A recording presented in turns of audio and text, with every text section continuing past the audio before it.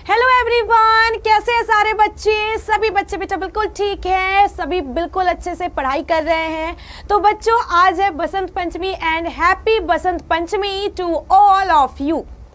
तो भाई बच्चे जल्दी से आ जाइए क्लास में, क्योंकि आज जो क्लास होने वाली है वो बसंत पंचमी स्पेशल क्लास है, जिसमें बच्चे हम ये समझेंगे कि बसंत पंचमी का महत्व क्या है, हमारे जीवन में बसंत पंचमी का महत्व क्या है और ये हम क्यों मनाते हैं, इसके पीछे का रीज़न क्या है वो हम समझेंगे बेटा, कि इसकी क्या मान्यता दी जाती है और ये हमारे ज़िंदगी में क्या सौगात लेकर के आती है, इसके बारे में डिस्कस करेंगे। ठीक है, तो आज की क्लास हम बसंत पंचमी के नाम करेंगे। तो सभी बच्चे फटाफट से आ जाइए क्लास में बच्चे। और उसके बाद जो हम कर रहे थे, चैप्टर कर रहे थे बेटा पृथक्करण वाला चैप्टर, वो अपन क्या करेंगे, कंटिन्यू करेंगे नेक्स्ट लेक्चर से।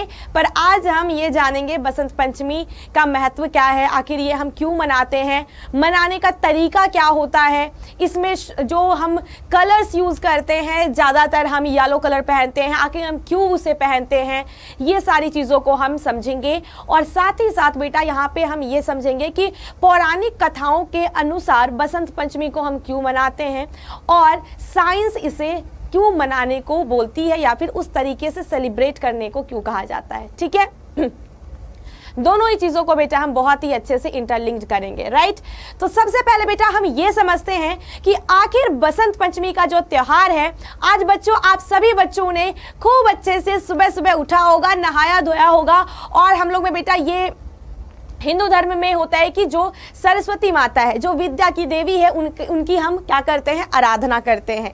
तो सभी बच्चों ने किया होगा, मुझे भरोसा है, सुबह सुबह उठ करके। और खास करके बेटा ये विद्यार्थियों का ही पर्व होता है, खास करके क्योंकि विद्या की देवी, कला की देवी है ना, तो सभी करते हैं, वैसे सभी करते हैं, लेकिन बच्चों के लिए ये बहुत ही स्पेशल फेस्टिवल होता है जिसमें वो बढ़ चढ़ के अपनी भागीदारी देते हैं।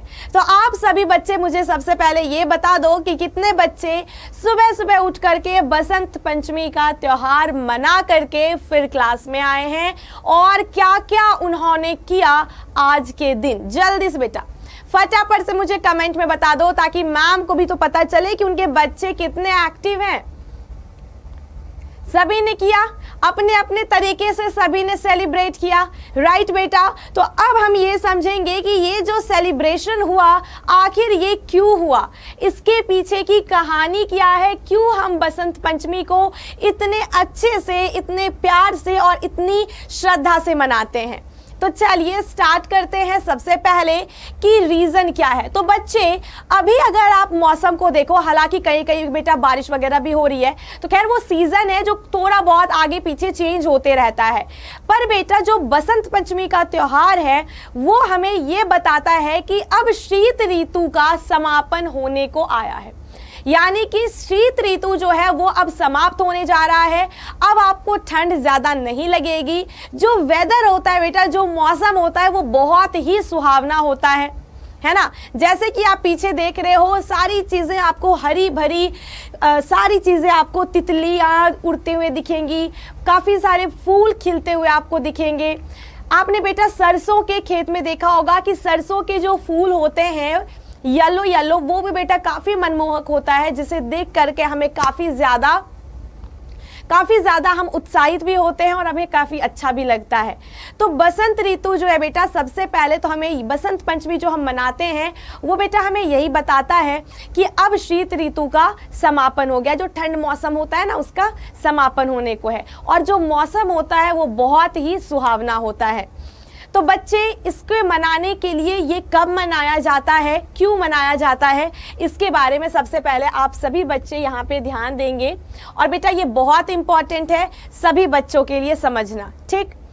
तो बेटा बसंत ऋतुओं को सभी ऋतुओं का राजा माना जाता है। जैसे बेटा अपन कहते हैं ना कि आम फलों का राजा है ना, वैसे ही बेटा हमारे जो मौसम है उन सारे मौसम में जो वसंत ऋतु है वह बेटा ऋतुओं का राजा है, ठीक है। और यहाँ पे ऋतुओं में अपने क्रम में आते रहती हैं, है ना। और शीत ऋतु का जब समापन होता है, ठीक है, और यहाँ पे क्या होता है बेटा, जब शीत ऋतु का जब समापन होता है तो बसंत का आगमन होता है। यानी बेटा बसंत के आगमन से ही हमें पता चल जाता है कि अब शीत ऋतु का समापन हो चुका है। तो हर साल माघ मास, जो बेटा हम बोलते हैं ना फरवरी, है ना, तो आज 5 फरवरी है, तो आज हमने बसंत पंचमी हमने मनाया। तो बेटा हिंदी में जो मास होते हैं यानी महीने होते हैं, उसमें आपने देखा होगा कि माघ महीना होता है बेटा। माघ मास की पंचमी तिथि को शास्त्र के अनुसार क्या होता है बेटा, वो पंचमी तिथि को वसंत पंचमी का त्योहार मनाया जाता है। और इसीलिए बेटा चूंकि यह बसंत ऋतु का त्योहार है, पंचमी तिथि को मनाया जाता है, इसीलिए इसका नाम बसंत पंचमी दिया गया है। ठीक है, दरअसल ये उत्सव वसंत ऋतु के आगमन का उत्सव होता है। बेसिकली बेटा ये जो हम उत्सव मनाते हैं ये क्या होता है, आपके बसंत ऋतु का आगमन होता है, इसीलिए हम इसे बहुत ही हर्षोल्लास से मनाते हैं। बसंत पंचमी मनाए जाने को लेकर कुछ पौराणिक कथाएं भी प्रचलित है। अब बेटा पौराणिक कथाओं का मतलब क्या होता है कि जैसे आप सभी जानते होंगे कि बेटा जैसे हम पढ़ते हैं रामायण, महाभारत, है ना, तो उसमें पौराणिक कथाएं हैं कि जो एक घटना से प्रेरित है। जैसे हम देखते हैं कि राम, लक्ष्मण, सीता, रावण सबके बारे में हमने पढ़ रखा है, कृष्णा सबके बारे में। आप सभी बच्चों ने महाभारत भी देखा होगा, पहले नहीं देखा होगा लेकिन बेटा फर्स्ट लॉकडाउन में तो सभी ने महाभारत भी देख लिया होगा, है ना। तो पौराणिक कथाएं बेटा क्या कहती है जरा गौर फरमाइएगा एक बार, उसके बारे में चूंकि चर्चा यहाँ पे है तो इसके बारे में बेटा क्या कहा जाता है कि इसी दिन, है ना, इसी दिन आप सभी ने रामायण में ये सुना होगा कि सबरी ने राम जी को बेटा अपने जूठे बैर उनको खिलाया था, है ना। और ये कथा प्रचलित है कि सबरी ने जूठे बैर राम जी को खिलाए थे।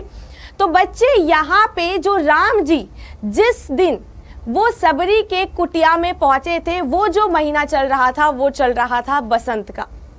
ठीक है, बसंत का सीजन चल रहा था, महीना नहीं बेटा, सॉरी, क्या चल रहा था बेटा, बसंत ऋतु चल रही थी उस टाइम पे। एक इससे ये भी कहानी जुड़ी हुई है कि जो कला और विद्या की देवी है माँ सरस्वती, इनके जन्म अवसर पे बसंत ऋतु में बसंत पंचमी को मनाया जाता है।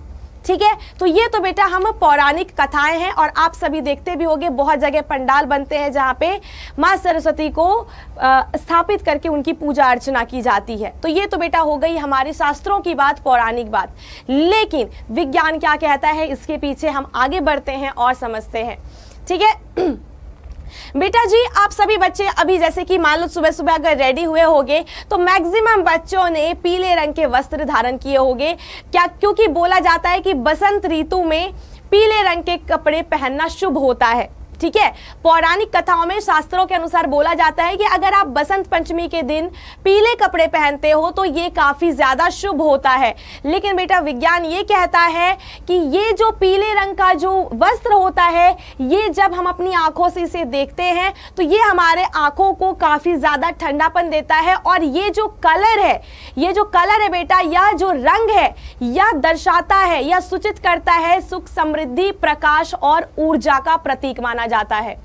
और इससे समृद्धि, प्रकाश और ऊर्जा का प्रतीक माने जाने के कारण यहाँ से ये शुरुआत होती है कि बाकी पुरानी चीजों को छोड़ करके यहाँ से हम अपनी नई शुरुआत करें।